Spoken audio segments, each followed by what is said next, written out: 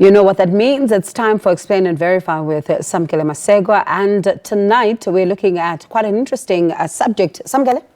Well, Bongi, tonight we unpack the findings and recommendations of some of South Africa's most high-stakes commissions of inquiry focusing on political killings in KwaZulu-Natal through the Moerane Commission, the capture of the state as uncovered by the State Capture Commission of Inquiry, and the newly gazetted Madlanga Commission probing the infiltration of crime syndicates into our justice system. Let's explain and verify and help connect the dots in some of these particular topics. The Moerane Commission of Inquiry was set up to investigate a grim and persistent issue in KwaZulu-Natal, the political killings of politicians. Its findings were sobering, revealing that these assassinations occurred mostly at local level, targeting councillors, would-be councillors, and political branch leaders. Why? Because these positions, though requiring no qualifications, are granting access to political power, upward mobility, and tender-related financial gain. The report paints a clear picture: low barriers of entry, high political stakes, and a toxic mix of patronage, power, and personal enrichment. If you win a councillor position, you rise socially and financially. If you lose it, you and your patronage network fall. The result, the political competition turns violent. But this was not just about internal party politics. The Commission identified a weak and politically compromised criminal justice system, from crime intelligence to SABC, national intelligence, and even the prosecution authorities. The report raised disturbing allegations: politicians manipulating the police and outsourcing their own private police for personal disputes, and even abandoning basic duties like allocating hostel beds and to criminal elements. A culture of impunity, tolerated and sometimes fueled by political elites, and has taken root. The Morano Commission also found that the language politicians use, sometimes very prerogative and inflammatory, was contributing to the violence, Bongiwe. And while political killings have deep historical roots, from the deaths of Griffiths and Victoria Madlanga, today's assassinations often occur about contracts and positions and power for control. Bongi, we're just going to that particular slide before this Morano Commission, and it looks at some of the issues fueling the tensions in these political killings in KwaZulu-Natal, highlighted by that particular commission looking into political killings in the province of KwaZulu-Natal. The Morano Commission probed political killings in KwaZulu-Natal, mostly at a local level, access to political power and financial gain. Those are some of the main reasons why you saw these recommendations coming out of that Moerane Commission, looking into why these political killings occur at a local level.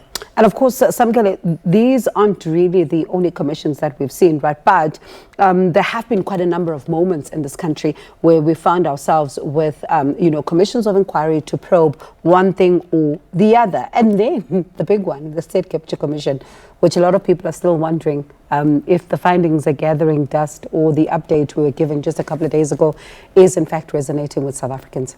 Well, Bonga, that's a very tricky one. Notably, that commission occurred during cabinet to study and report. That was the political killings, that they must study it, they must study it and record nationwide and address this particular issue across the country. It doesn't only occur within a political in KwaZulu-Natal only, it also occurs in many provinces. But moving away from political killings, Bongiwe, and going into political looting, let's verify and contrast that the State Capture Commission, which found that state capture occurred on an extensive scale, aided by a collusion between corrupt public servants, business interests, and politicians.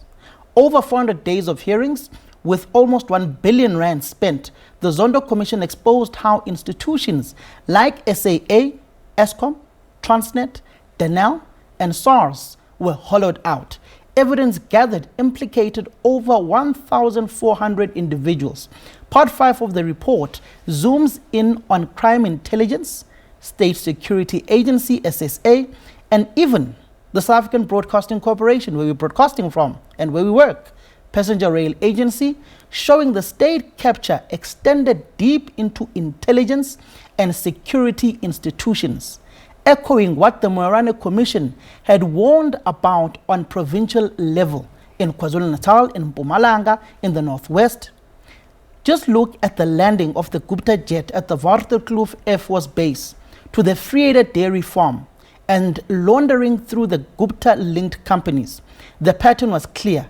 Access to state resources was exploited through political connections, weak oversight, and compromised criminal justice system, Bongiwe. And that just paints a picture, looking at this particular slide, of how, just like this particular Commission of Justice, Madlanga, has to look at the criminal justice system, the infiltration of the criminal justice system, weak oversight, and also going into the local municipalities, your local metro police departments, your Tshwane Metro, your Ekurhuleni EMPD, your JMPD. Those are some of the issues that this commission, Bongiwe, has to look at. And that just speaks about the rot that is there within South Africa's criminal justice system, and also the prosecuting authority, the National Prosecuting Authority as well. You've had many times where the NDDP, the National Director of Public Prosecution, successfully that we've had over the course of the years, many of them have complained about the rot inside the NPA. Just recently,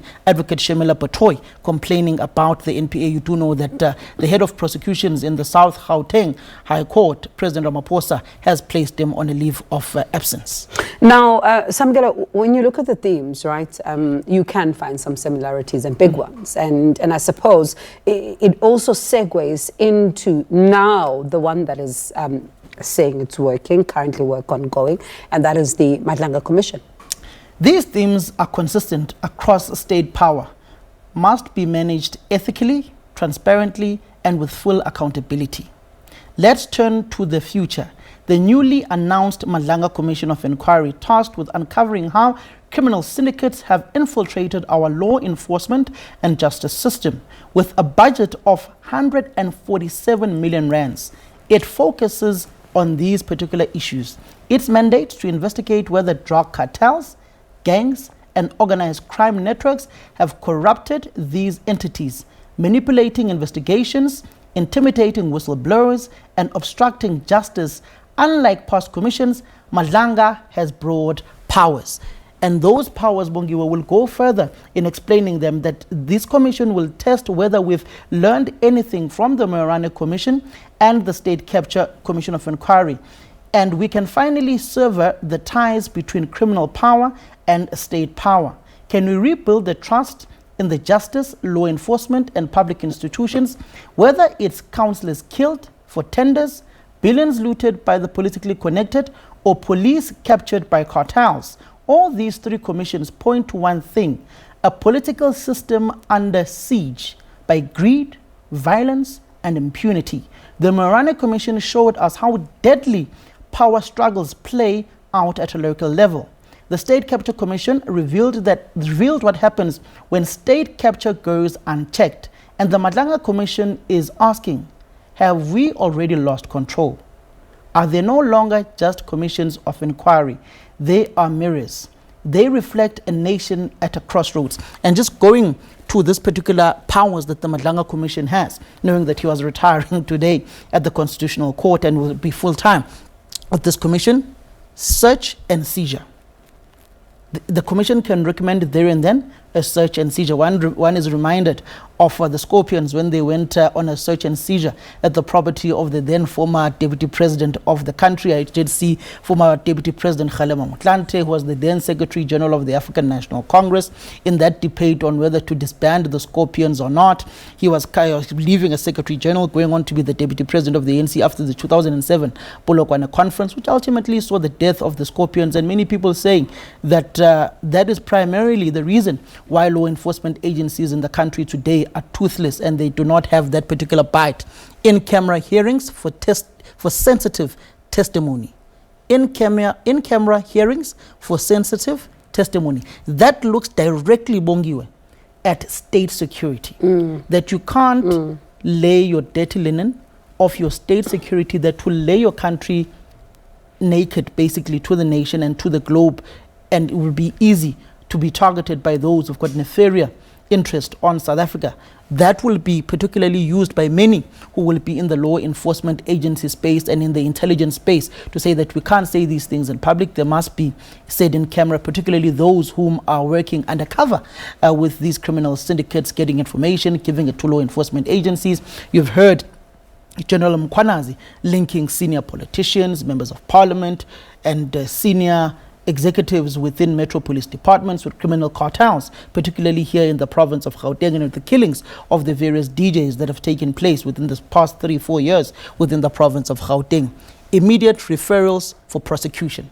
These are powers other commissions did not have. Justice Madlanga will have that power for immediate referral to law enforcement agency for prosecution. So if Bongiwe Zwane or Samgelo Masego is found to have had nefarious dealings with these criminal cartels, he will or she will be referred for immediate prosecution with the South African Prosecuting Authority, which gives this particular commission power that many commissions have not had in many, many years. But South Africans are not only Bongiwe waiting to see the recommendations and findings of this commission, they are waiting for action. Hence, you saw Justice Zondo saying that he's not happy with the president having to swear in a number of alleged corrupt members of parliament in the past, after the elections in 2024, swearing them in, having heard the dirty linen that was said about them in the State Capture Commission of Inquiry. Many of them actually have taken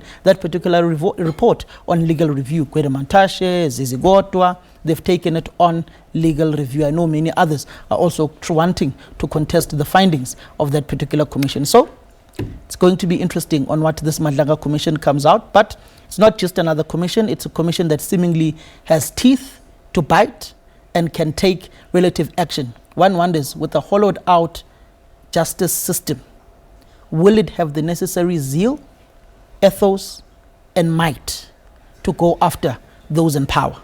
Interesting times ahead. Thank you so much for that. That's my colleague, Samgelo Masego, and that's it, of course, for Explain and Verify this week. We'll see you again next week.